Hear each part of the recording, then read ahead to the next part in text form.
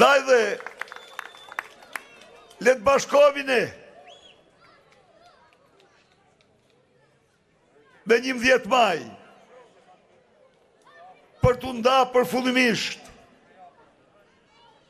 nga vjedhje madhe që u bëhet shqiptarëve nga këta qeveritarë, për të kthye parat dhe pasuritë publike qytetarëve shqiptarë, për të zëvendësuar shtetin mafioz, shtetin narkoshtetin me shtetin ligjor,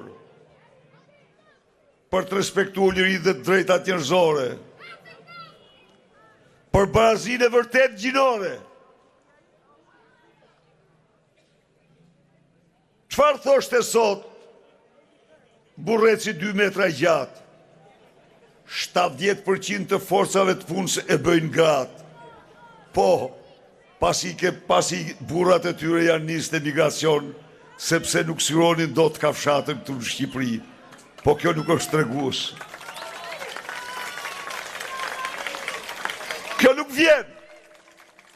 nuk vjen.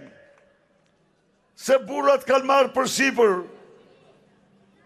të kujdesen për punë të shtëpisë dhe gratë i kanë vendosur të vazhdojnë punën. Jo. Po burrat kanë marrë rrugët e dheut për siguruar jetesën e familjes tyre. Dhe ai dil të rritë të gjoksin se ka arritur që gratë në Shqipëri të jenë 70% e forcës punës. Natyrisht.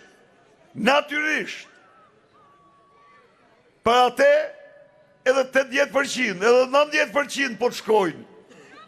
Është fare mirë, sepse do në karrigën e ti. Kurse ne do më barazi gjinore. Ne do më që forcat e punës tjenë të ekuilibruara, të punoj burrit, të punoj dhe gruaja, sepse në të mënyrë familja është me mirëqenë, është me fort, me sigurt.